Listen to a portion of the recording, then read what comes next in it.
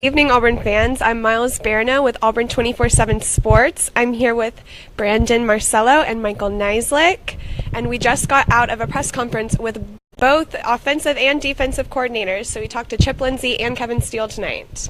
And what did you guys think about what they had to say? Well, I thought Chip Lindsey's press conference was especially interesting considering just how bad things were last night. Was it last night? Feels like it was 3 weeks ago now. Last night at Clemson, Auburn put up 117 yards, worst offensive performance ever under Gus Malzahn. Chip Lindsey shouldered the blame quite a bit. He was talking about how, sorry if this is shaking, the wind's blowing. But he shouldered a lot of the blame, said that he called all the plays. He wanted to clear that up. Well, he was asked. He was asked. He did not. Want to go, hey, guys. He did not want to clear it up. Yeah, I don't know if I believe it. So, anyway... but he showed a lot of blame, said maybe he could have called some different plays, maybe more of those slants and quick passes in the second half to kind of get the pressure off of Jarrett Stidham, his quarterback. But overall, it was just a lot of questions about why didn't you do this? Why did you do this? Why didn't you do this? You had a couple of questions for him as well. I also thought it was interesting. He kind of echoed what Gus Malzahn had to say about the running back situation. Yeah, Cam Pettway looks like they're just going to let him play through the injury, play through the pain. He said they were happy with what they got from him. They wanted to make him a focal point of the offense, which they did. He carried the ball 22 times. Thought he played well. I thought he looked a little hobbled, not something that was significant impairment, but on a couple of those cuts, he looked a little slow, didn't have that burst, couldn't really get to that second level. A couple of those runs you saw, I thought last year were ones that he broke a little for more yards, kind of slowed down at the end. But it looks like they're going to play him, and I thought Mercer is a pretty good opportunity to rest him, but it doesn't sound like that might be the case. Yeah, I mean, Kerryon Johnson probably is out until at least Missouri. So, but it looks like Cam Pettway is going to play going forward. Do you think that's the right move here, Brandon? Well, I thought it was the wrong move against Clemson. I did not understand them not playing Cam Martin at all, or they played him, but not giving him a single carry, right. Especially after what he did against Georgia Southern, had 136 yards and a touchdown, to at least give a different look to Clemson's defense. Gus Malzahn said they didn't want to do it, and so did Chip Lindsey, because they had big linebackers. And Cam was bigger. Yeah. Size, yeah. So I just didn't understand. That's great, but you got to mix things up, don't you?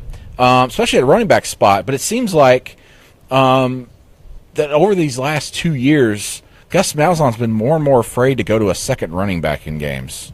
He's always kind of stuck with one guy. Which is weird because at one point he was always playing like 2-3 guys. Right. And it sounded like they were going to do that this year, and that hasn't been the case really. They were going to rely solely, it seemed like, on Kerryon Johnson in the season opener until he got hurt. Yeah. And then you go into this game and it's solely Cameron Pettway, and he was a little hobbled. I mean, we reported he was going to play. He wasn't in the boot. Honestly, I did not know about the heel thing, but he played through it. But you could tell when he made his cuts, especially later in the second half, he was having some difficulty there. And as you said, he got to the second level several times, and usually that's when he would bull over a linebacker or run past him, and he couldn't. Leg and he just went down. He couldn't do it. That's not what he was doing last year. Yeah. And we talk about not going to the backups, but that was kind of the case across the field. Chip said they didn't even consider shaking up the offensive line, that wasn't something they thought about making a change, because you saw, look, 11 sacks at the end of the game. A couple of those came on the last drive, 3 straight on I think one of the last offensive drives, but it was still going bad in that second half. So at any point, I think you could have said, look, we got to make a change, put Wilson Bell, go to something, move Braden Smith outside, move Darius James into the left side. But they said they didn't consider a change. And he talked about the backups of running back, kind of scared to use this bench, which is a surprise, because that's what Gus said was the strength of this team going into the season, was how much depth they had. And they're just not relying on it, which I think is kind of surprising. Yeah. Kevin Steele mentioned that he thought Cam Pettway's injury wasn't really going to affect him and that he'd be fine going forward. But Chip Lindsey. I'm sorry. Yes, Chip Lindsey.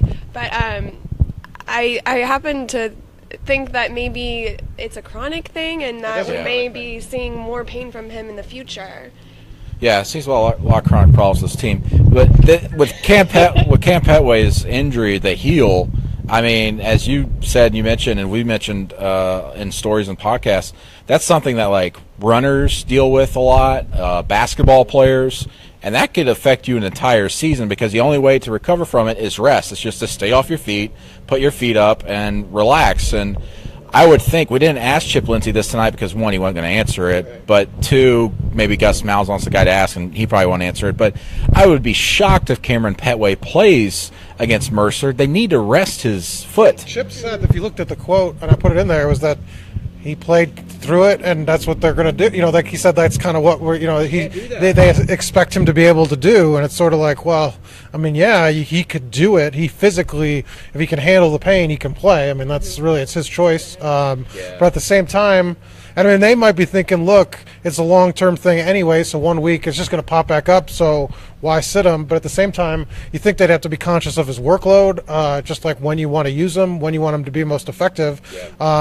Because at the end of the game, they disappeared. They went away from the run game, which Chip talked about, kind of regretting a little bit. But maybe that was because they kind of saw that Cam was struggling a little bit, and they didn't want to go. It's hard because there's two Cams. Cam Pettway was struggling a little bit, and they didn't want to go to Cam Martin.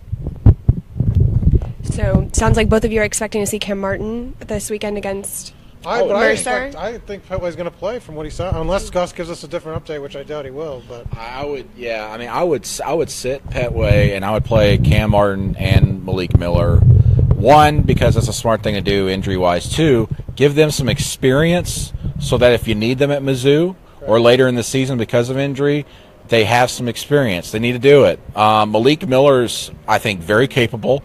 I think he is on par with Cameron Pettway as a pass blocker. Cam Martin has some issues pass blocking just because of his size. So I think they got a couple of guys there that can move and mix if they need to, and they can do it against Mercer, obviously, with being an FCS school. But going forward, give them experience so that if you need them in the SEC, they can play. I don't think you just don't play Pettway this week. It's strange, too, as you look at last year, and Cam Martin basically came off the street here, like in 2 weeks, basically, was committed to Baylor, came here, played. Malik Miller played until he was injured. They were more confident last year putting these guys into games than they are this year. They have way more experience. I don't understand what the reluctance is. Well, Malik Miller, you've talked about him, and we're really high on him before the season, even back into the spring. Yeah. And, I mean, a cameo appearance, basically, this season. What do you think the reluctance is to just sort of like, look, we got these guys, but, I mean, we don't want to use them? I think there's a tug of war going on. A lot to discuss tonight. I have more later this week at Auburn under. Or Brandon's 2 bits. We haven't seen 2 bits. I'll probably have something later this bits week. Or things you think, or things I know, things I think. And things you think. So no bits this week. Yeah, I've got. We'll see. I gotta look further into things, but this offense is the offense is not working, and I don't think I know why. So anyway. So confusing. Do you know, or do you think? I know. Do you think you know, or do you know? You think? I know why it's not working. It's going to be up for our VIP subscribers later this week. All right. Something to look up. There's a tease. That's a good tease. That's a good tease. AuburnUndercover.com. Yes. But for you bit fans are disappointed. 2 bit fans. Okay. Well, I lost my train of thought. Okay, let's talk about the offensive line. They were great. They did some good things. No false starts, from what I was told. Yeah, that was weird for Chip Lindsey to say. 11 sacks given up. Obviously, not all on the offensive line. He did say that Jarrett Stidham should have thrown the ball away 3 or 4 times. So maybe only 7 or 8 sacks. Which is still a bad number. That's a very bad number. Simply put. They wouldn't be the worst team in college football. They would be like the 117th worst out of 128 teams. All right, but I'll say this. Reading between the lines, offensive line, from what Chip Lindsey said, that was a bad joke. What Chip Lindsey said, it sounds like to me that they are very open to moving people around, maybe moving someone up, like a Wilson Bell, into the offensive lineup, and I would think that you would see it as soon as this weekend against Mercer to work things out. But a day late and a dollar short, I mean, that doesn't help you. The Clemson game was theirs for your taking. Did the winner get $1? No, but I mean, look, you had that. You could have easily won that game. $2. 2 different plays go a different way, and you're walking out with a win. It's 14-6. It wasn't like you're 31-7. You're like, well, why would we change anything at this point? It doesn't matter. This game was winnable. I don't see why they were more aggressive with changes in the game. Changing it from Mercer is not good. They're going to beat Mercer. I mean, I said they're going to beat Georgia Southern by 35 points. They're going to beat Mercer by a lot of points. now you kind of look at Missouri's kind of when it matters, but why not make a change during that game? I agree. Well, and then as we record this in our podcast and in my report card, it goes back to coaching, game planning, and preparing. It just doesn't seem like they have like a plan B or C when they go into these games, and that was apparent against Clemson. Clemson, they go down with their quarterback. Kelly Bryant goes down, right? Comes back in, and so not to get him hit as much by Auburn's amazing defensive line, they start throwing quick routes, throwing quick passes, and they went right down the field, scored on an 88-yard touchdown drive to end the first half. Auburn, on the other hand, facing the same similar issue with its offensive line going against Clemson's defensive line, didn't do that. And Chip Lindsey said, well, maybe we should have done more of that. We tried it a few times, but should have done it more. Because it was working. What was interesting was Kevin Steele kind of talked about how much Clemson threw at them, and it sounded like they threw a lot, even more than they had just the way he talks about it, just how much they showed offensively and doing some things, and it sounded like they had to make some adjustments, especially after that big 88-yard drive, which kind of switched the game around. Clemson comes out, scores again in the third quarter, and then shut everything down. So they were making adjustments. It was sort of interesting, just the juxtapositions between the two sides of the athletic department.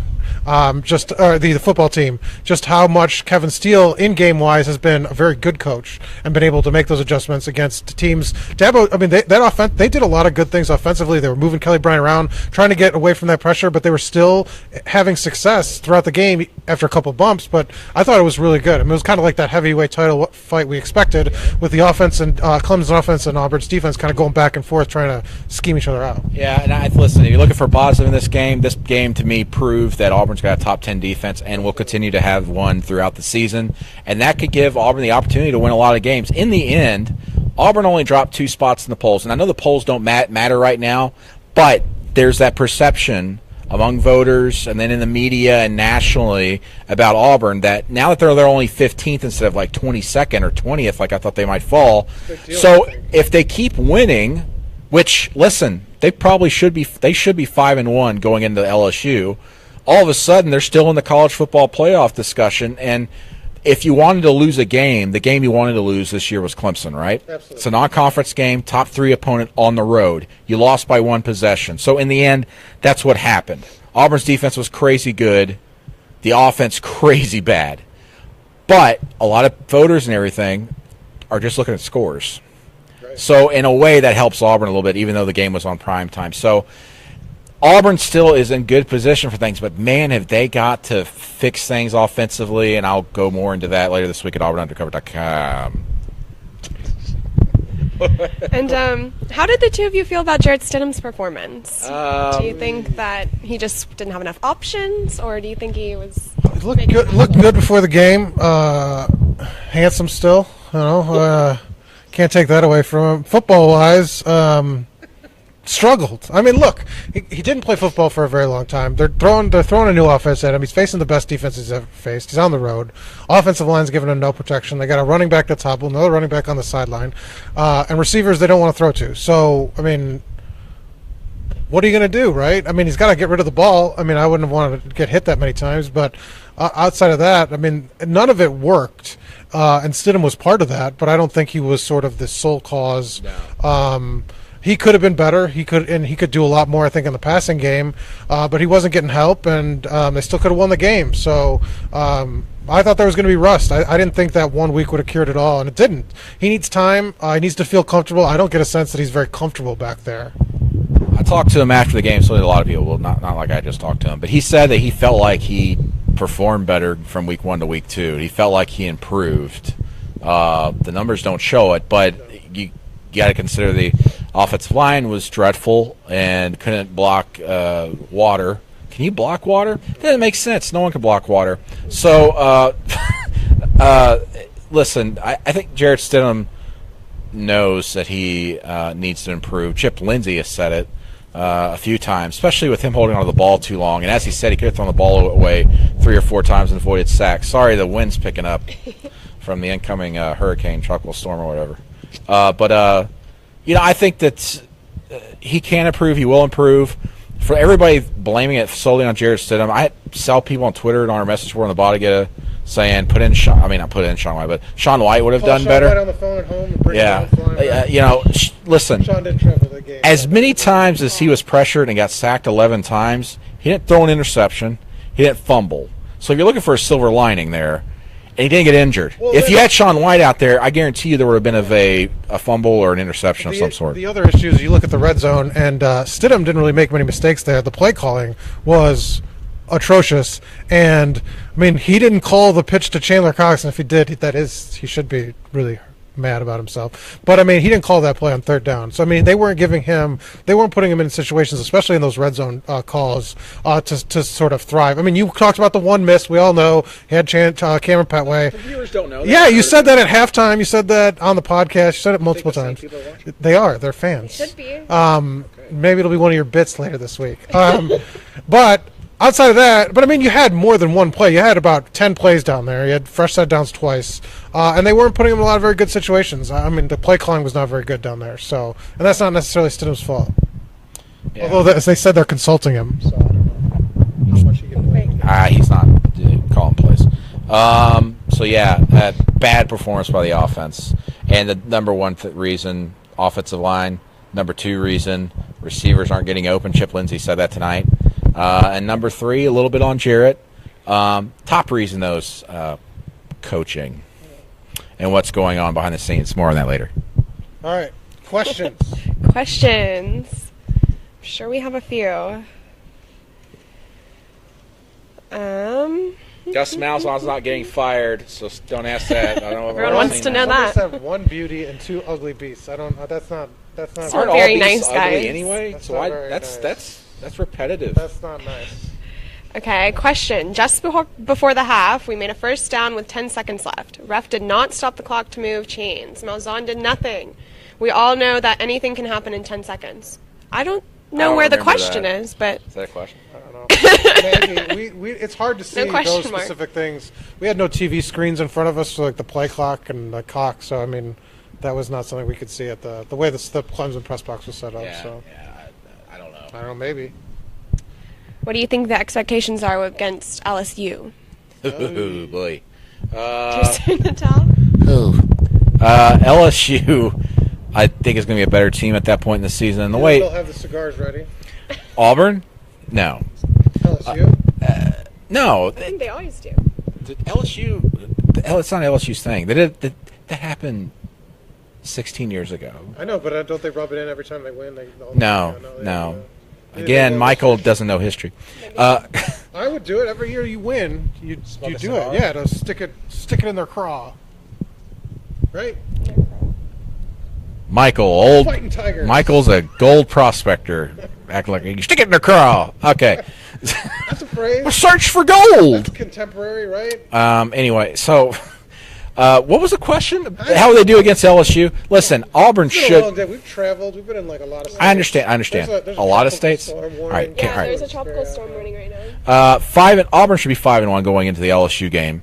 Will they beat LSU? I've predicted they will. I also predicted they beat Clemson, but I also thought they put up more than 117 yards. I don't know now. How will they perform? Auburn hasn't won there in 18 years, and they're not showing anything to me to make me believe that the offense is going to be able to score enough points. 118 years? 18 years. They haven't won in LSU in 18 years. It has been long. I've had 117 stuck in my head all day from the yardage. Breaking news. All right, so I don't. 118 years. I don't think. I just don't think that if they play today, Auburn will not win at LSU. I don't think. They got some time to fix it. But they've got time to fix things, and as I keep saying, check out Auburn Undercover later this week for things they might be doing. They can't overlook a game. Missouri on the road, you've talked about that being a trap game, but Mississippi State with that quarterback who's got some experience now, played well in the second half against Auburn. That game went off the rails at Mississippi State last year, but that's a game you kind of look at and say, Mississippi State scores 21. Auburn ready to score 3 touchdowns against that Georgia Southern team was really bad. They're really, really bad because they were really, really bad again. And the Tyson Summers fans that we met, very happy about that result. But, yeah, I don't know. I think that you can't – I mean, it's a tough road to get there now. The margin of error for this team is so thin. Don't you think? I don't respond to questions that end with thin. Thin, thick. All right, let's go to the next question. Next question. The question is about LSU. Now we're talking about Georgia Southern. I saw somebody say it was Rhett Lashley calling in the plays. Do you think that was the case? No. I saw Gus talking on a phone at one point. An actual phone. Someone's got a screenshot, so. It's true. Got some questions about Nate Craig Myers. Maybe why he's not catching. He was targeted, we're told, on plays where Jared Stidham was sacked on the ground. Well, that's convenient. I don't really understand that. This is serious. This is dead serious. The way you worded that. That's dead serious. The ground. This is dead serious. He was targeted on plays where Jared Stidham was sacked. And he didn't throw the ball. And the ball didn't go in Nate Craig Myers' direction. So Nate Craig Myers, who week 1 was involved in the offense because he celebrated a touchdown well. Week 2 he was involved in the offense because they thought about throwing him the ball when Jared Stidham was sacked. Do you think that's what Nate Craig Myers anticipated when he was coming into his sophomore season? No. No. Do you think he's sitting in the meeting room? They go, Nate's like, can I get the ball more? Like, listen, Jared was on the ground targeting you. And Jared's like, I was on the ground, man. I was thinking about it. I'm laughing, but this was serious. I know it's serious, but it's just the way you worded it. No, but tell. Okay, listen. Nate Craig Myers needs to be targeted more, number one, because we saw what he did in the middle of the field, and that tremendous catch, and he got hit as soon as he caught it in midair. Could have easily dropped that, and you would have went, oh, that's a good play by Clemson. But he held on to the ball, converted a third down, and then after that he disappeared. I don't know what Auburn was thinking there. It worked so well. I think, out of all the receivers outside of Ryan Davis and Will Hastings in the middle of the field, he's getting open. And maybe Jared Stidham's just overlooking him. Maybe it's the play calls. Maybe the routes are too complex. Maybe some of the things they're doing are, maybe they're going downfield a little bit too much when they should be looking more at the intermediate and short routes. I don't know. But they need to get Nate Craig Myers more involved. They don't need to get Kyle Davis more involved, in my opinion. They need to get Nate Craig Myers more involved. Which is worse, your prediction about Malik Miller being a big contributor or Nate Craig Myers at this point? No, I didn't predict that Malik Miller's going to be a big contributor. I think you were expecting big things. Or is that just still on the horizon? Yes. Okay. Malik Miller, watch out. At some point, maybe not this season. In the next 3 years, sure. Malik Miller's going to do big things. Yeah. Clay Helton as a head coach. For some reason, everyone is wondering if Les Miles has any future at Auburn. Well, I will say this. The timeouts and the decision whether to kick a field goal or not kick a field goal or go for it on fourth down in the red zone, I thought for a second Les Miles was calling the plays and calling the shots there with the clock management. That was just really bad, and it kind of shows you some of the issues with communication with this offense and what's going on, that sideline and headsets and in the press box. Not with us. We're not in the press going, Gus, do this. No. Les Miles was fired at LSU for losing to Auburn. I don't think Auburn wants to throw him a bone. Listen, Gus is not getting fired unless he, loses like 4 or 5 games this year or does, something like that. This is one game, folks. I know it was really bad, but things can be fixed, and you just got to give it time. I know. Listen, if you beat Clemson, all of a sudden Auburn's back. They're back, and now they're not. Stick it in their craw. Yeah, stick it in their craw. But I think you just got to give it time. You'll listen. I know if they lose at LSU or lose to one of the Mississippi schools or Mizzou, get out your pitchforks, I guess. But don't get your pitchforks out. Don't get your pitchforks out after losing to Clemson. We don't endorse any violence. Yeah, not no violence. Listen, they did that to Frankenstein's monster. So did they ever kill him? To Frankenstein? A little bit. Oh. Yikes. He is a mishmash of parts. One more question. How about? Look at you running the show. How long have we go? Questions. This thing's gone off the rails, kind of like the Auburn's offense. Sorry, we're not making fun of you fans. People are getting mad. They thought I was serious about Les Miles. You do not want. Listen, you do not want Les Miles as your head coach. That would be a bad hire. These are very sarcastic questions. And I say that now, and then they'll hire Les Miles, and he'll hate me, and I'll never be able to talk to him. Do you think we'll see Malik Willis at all during the Mercer game, or do you think we're still trying to hold off and redshirt him? No, I would think that Sean White will probably play unless something takes a turn here this week. Probably, we thought we'd see more of the backup quarterback in that first game, but I mean, as long as they do what they're supposed to do against Mercer, I'd expect Sean to play at least a full quarter. I just saw a comment I can't repeat. Anyway, yeah, I agree with that. That Malik Willis is probably going to redshirt this season unless Jarrett Stidham gets hurt at some point, as we've mentioned, and they're really running out of options with the playmaking. If things go off the rails this season, then you can kind of think about Malik Willis. But other than that, yeah, this game certainly not. It'll be Jarrett Stidham, then Sean White, and then after that, Devin Adams would get a shot as the walk-on quarterback there. But the other thing I'd say about this Mercer game, if they were to score 70 points against Mercer, I still wouldn't take much stock in that. If they score 14 points or 21 points against Mercer, start worrying.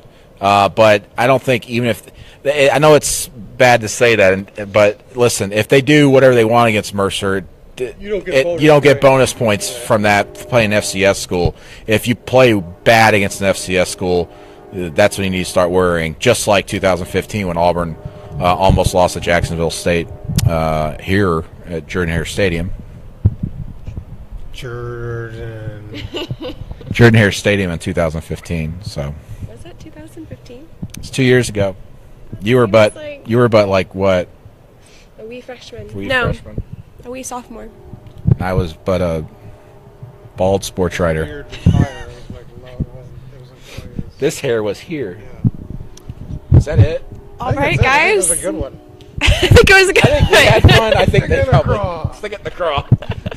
All right. Hey, can we expect that on AuburnUndercover.com? New tagline. Stick it in the craw with Michael Nizel. It'll replace Brandon's 2-bits, which apparently has been retired. It's a sad day for the 2-bit fans. So sad. One of them. Did anybody read it? I read it. I read it. Just Got to see how many bits there were. So each of you get a bit. That's right. Yay! What's the cheer? Souvenir. What's the cheer, Miles? You know the cheer? 2 bits, 4 bits, 6 bits, $1. There you Okay. go. I think it's a good One of place. those. So I need to do 2 bits. You do 4 bits, and then maybe Miles can do a 6 bits. No, That's a I lot get of the bits. $1. She gets $1, so we gotta find someone to do 6 That's bits. a lot of bits. What is a bit? I don't know, guys. That was your slogan. I don't know. You came up with it. What about Bitcoin?